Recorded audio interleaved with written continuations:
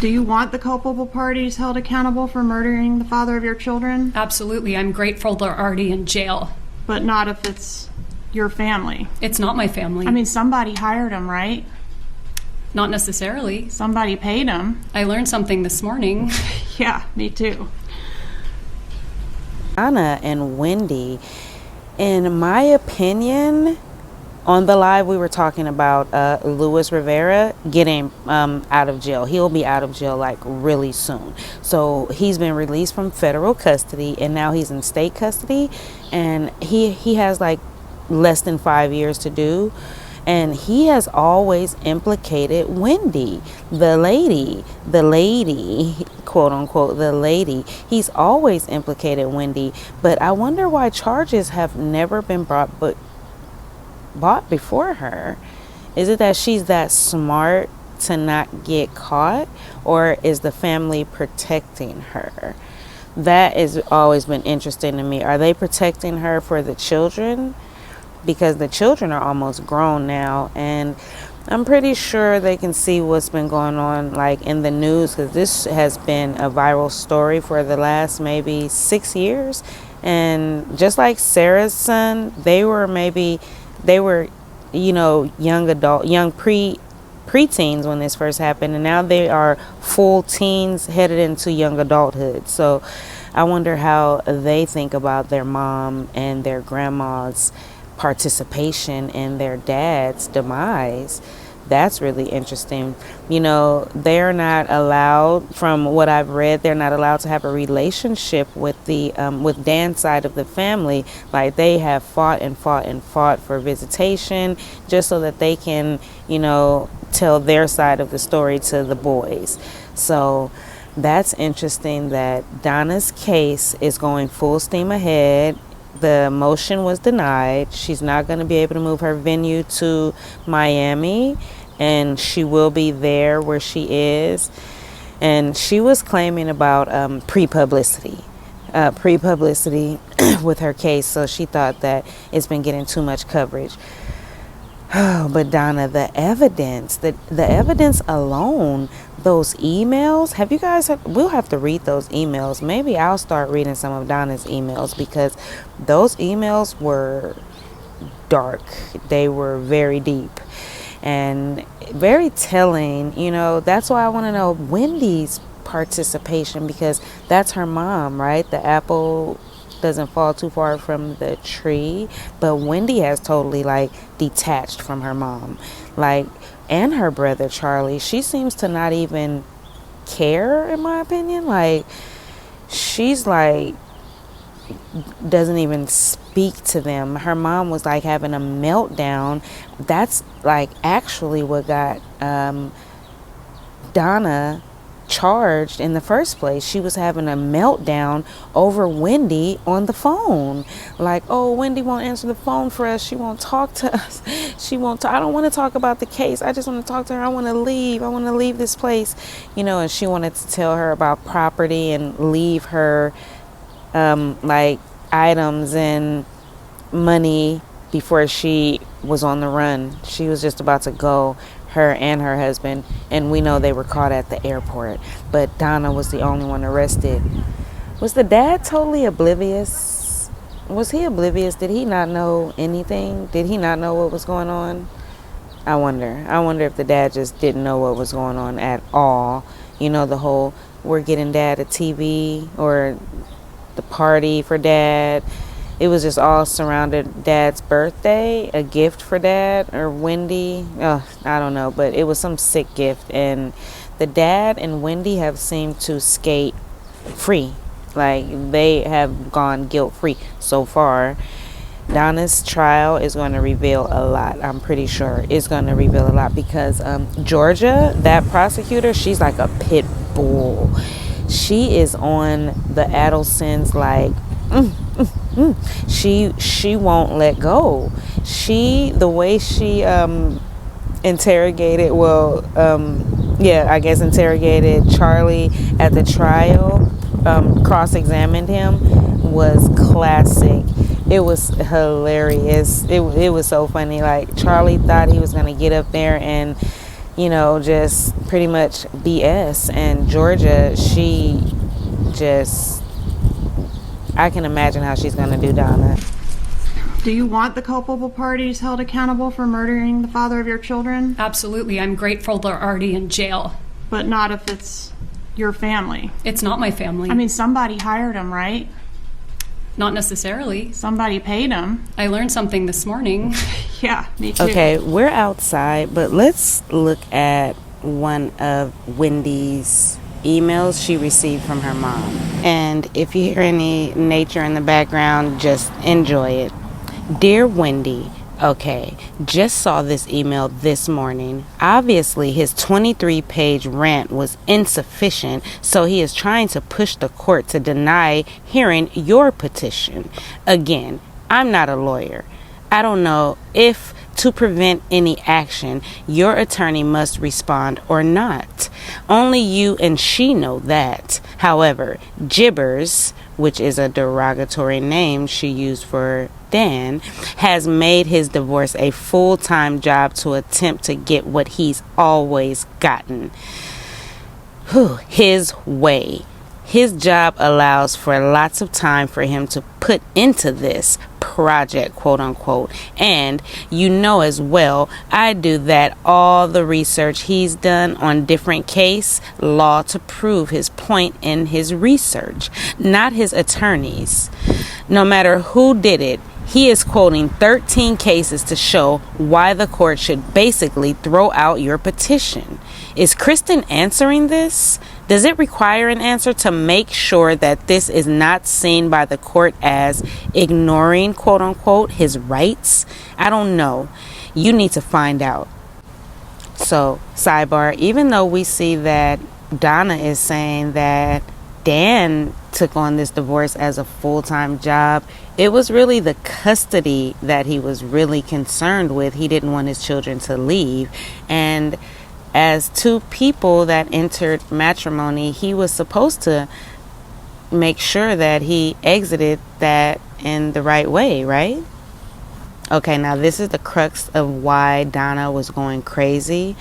The most important part of your divorce is relocation. I sincerely hope your attorney understands that that is your non-negotiable. Lots of things are negotiable. That's the one thing that you cannot let her think.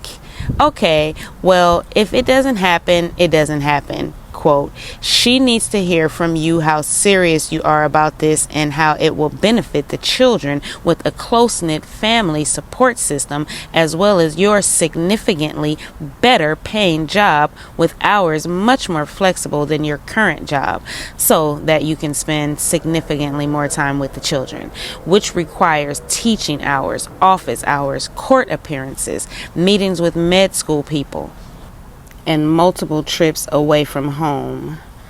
Well, sidebar, it seems that Donna was really more concerned with relocation, or was it Wendy manipulating Donna? Those trips need to be coordinated with a very angry man who will not be cooperative with you in conference 4 underlined. At the same time, his regular NYU crap was taking place. He didn't say, quote, I go to NYU every month and this is your annual meeting. I'll stay with the children and you go. Of course not. Danny thinks he's a very important person, and as always, he and his needs come first. So, without your parents as backup, one of you have had to stay home with the children. Your attorney needs to understand that your mother worked full-time in the family's dental practice until September, when she felt she was needed by you for the well-being of the children, to get them through a transitional time with people who love them and see them frequently and with whom they share great affection. And sidebar, she doesn't have any part of those children's lives now. How ironic. Your father has made numerous trips by plane for weekends and changing the patient's schedules around so that he can continue to spend significant time with the children. Both the disappearance of your mother from the position of the office manager and the disappearance of your father from the practice for a significant amount of time has caused a decrease in the practice income and the loss of some patients who feel that it's either not being run the same way as when my mother was there full time, and or that my father is unable to see patients with problems as has referred to them to other offices during his absences. Additionally, Donna has it all figured out, right? Additionally, this loss of income affects my family because my older brother, Charlie, who is also a dentist, purchased the practice from my parents. Well, purchased from her father in mid-July 2012. He has a monthly payment to make to my father based on the sale of the practice. It isn't fair to him to have decreasing monthly income statements from the practice due to my parents spending so much time here in Tallahassee. My brother is unmarried and is a wonderful uncle to little man and little man. If I am able to relocate to South Florida, they will have an incredibly warm and loving family as an integral part of their lives, not an occasional 2-day weekend trip to visit with their father. Sidebar, it was all about Wendy, Donna, and Charlie and the father. It was all about them. They didn't consider Dan wanting to be a father and part of his children's lives. And that's just so unfair that he had to lose his life for wanting to be in his children's lives. Back to Luis Rivera. What was the purpose of the first trip? We came to scope them out. Okay, were you intending to commit the murder on the first trip? It was supposed to, but we couldn't find them. All right, so when y'all came to do the first trip, was any money exchanged? Nah, he had money. Who did? Garcia. How much money did he have? He probably had, I think, from $2,000 to $5,000. Between $2,000 and $5,000? Yeah. Okay, and did you know where he got the money from? The money he got it from the people that hired him. All right, and who is that? Did he tell you? Nah, he didn't tell me yet. Okay. Now, Luis is so interesting to me because he blew this case wide open. He took the deal, testified, although he was a gangster and that's not what they're supposed to do. He played everybody and he'll be the only one walking free in this whole case. Besides Wendy. And sidebar, is it true that Donna is in jail making plans to hurt witnesses? I found a YouTube page, Gossip and Innuendos with Kathy, and she was like so hilarious. But she said that Donna had been using her attorney's phone to make plans to hurt people who were planning to testify against her, even her son. When was the last time you talked to your mom? Did you talk to her today, yesterday? I talked to her yesterday. In her emails, and we referenced one of them while you've been here on the stand, she talks about you giving performances and playing roles. Did you discuss anything about what you would do here today in court with your mother? No.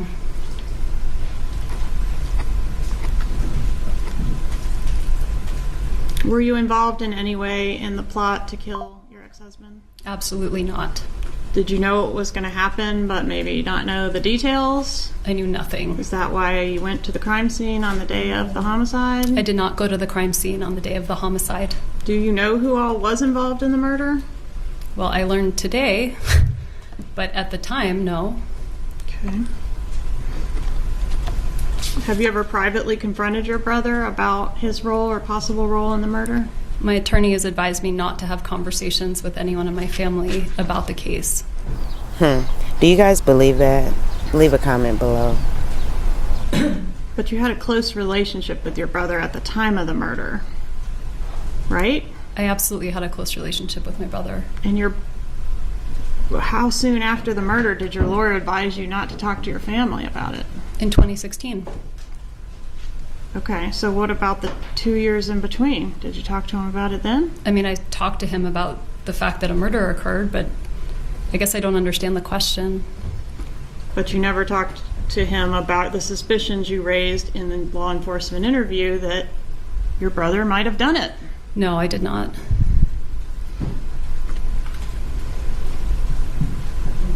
You suspected your brother could have been a part of this, right?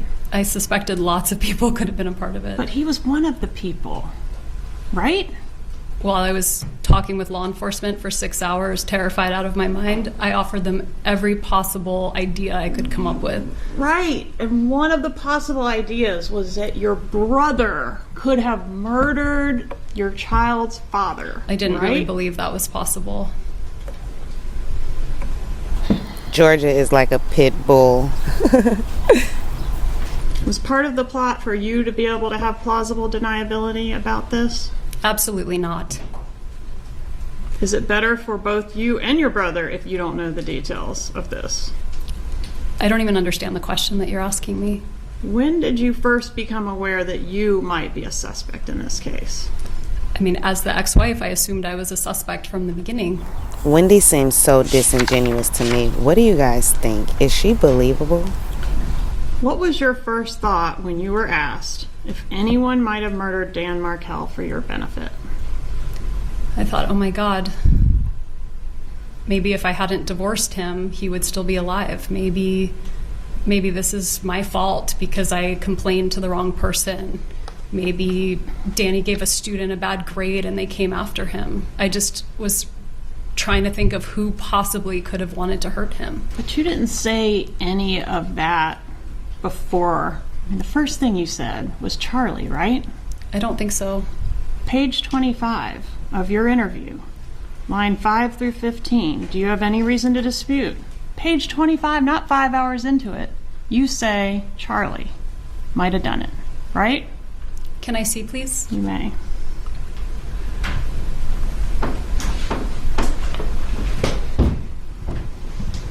This is going to be tab 1, page 25.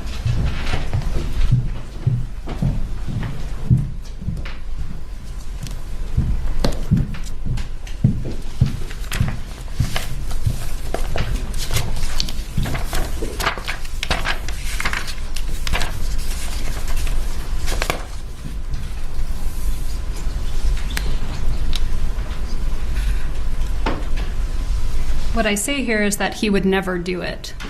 Right under the highlighted part, I say no, he would never. And look at Charlie over there looking guilty as all outdoors. He can't even contain his guilt or his glee. Is it me or is he trying to stop from smiling? A little duper's delight, but that smile has been wiped off his face in prison now. Line 5 through 15. I mean, my brother, the one, his name is Charlie, the one I'm really close to. He makes a lot of jokes in that taste, and it was a joke he made. He bought the TV for me this morning that got broken, and then I was talking to him about whether it made sense to pay or fix it, or whether I should get a new one. And it was always his joke that, he knew that Danny always treated me badly, and it was always his joke. He said, I looked into hiring a hitman, and it was cheaper to get you this TV, so instead I got you this TV. And you do say you don't think he would do it, but can we agree you brought up his name on page 25 of the interview? I did. When asked, would you ever ask someone to do something like this? You say not in a million years. When asked, okay, do you think someone would do this for your benefit without asking you? You say no. And when Isom starts to ask you what good does it serve, you say, I mean my brother, the one, his name is Charlie. Isn't that how it went? This is the transcript, but I think there's also inaccuracies in the transcription. Oh boy. All right.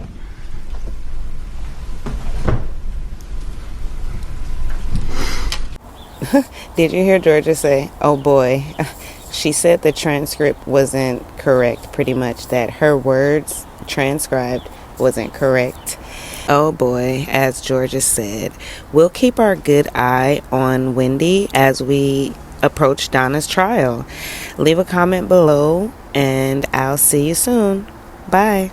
How long did you talk to him? I don't remember. Does 18 minutes sound incorrect? That sounds reasonable. Okay. Did you talk to him about other things other than just the TV?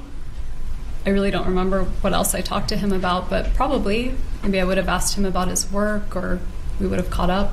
Did you happen to mention Dan Markel's plans to go to New York the next day? I don't see why I would have. Did you have WhatsApp on your phone at that time? I don't know if in 2014 I had WhatsApp. Now we use it for all the parent chats at school, so everybody seems to have it, but I don't know if everybody had it back in 2014. What is WhatsApp? WhatsApp is kind of an app you would use for texting. Do you know if your brother Charlie had it at that time? I have no idea if he had it at that time. Did you ever communicate with Charlie through WhatsApp? Maybe. I mean, I don't know. If I had it at that time or if I had it later, I probably would have. Just not sure. Yeah, Did you have any contact of any kind with Catherine Magbanua on the day of Dan Markel's murder? No. Did you ever communicate with her through WhatsApp? No, I never communicated with her at all. All right, let's talk about, well, you communicated with her on the beach. I saw her in person, but I'm saying I never texted with her, called her. I never communicated via a device other than in person. Okay. What about when you were talking to your brother? Did she ever get on the phone and speak to you? I don't think so. Okay. I want to talk about where you went when you left your residence on the day of the murder. You tried to turn on to Trescott, and then you ended up where? I went, I was supposed to go to a party that night, a Stock the Bar party, so I went to a liquor store to pick up what they had asked for as the present for their party. So I went to the liquor store, I picked up the alcohol, I stopped, I think I got gas, and then I went to lunch to meet my friends. And the liquor store purchase appears to have occurred at 12:49 based on the receipt. Do you have any reason to dispute that No, timing? that sounds right. Okay, and then from there to the restaurant? Yes. And where was the restaurant located? Mosaic, I actually don't remember. I just remember I would go north on Thomasville Road. All right. And so it was, And is the restaurant where law enforcement came to speak with you and you ended up going with them to the police station, right? that's correct. Right.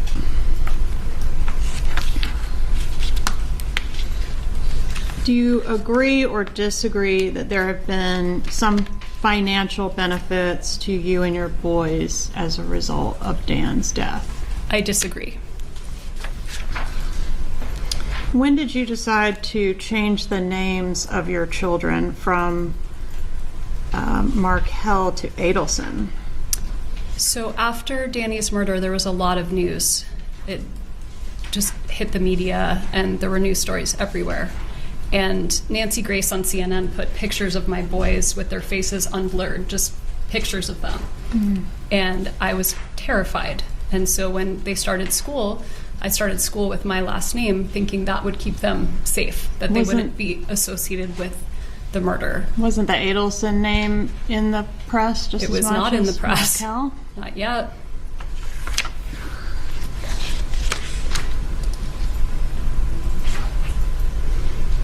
Do you agree that you legally changed the kids' names on July 6th of 2015? That sounds right. So it was actually a year after the homicide. A year after.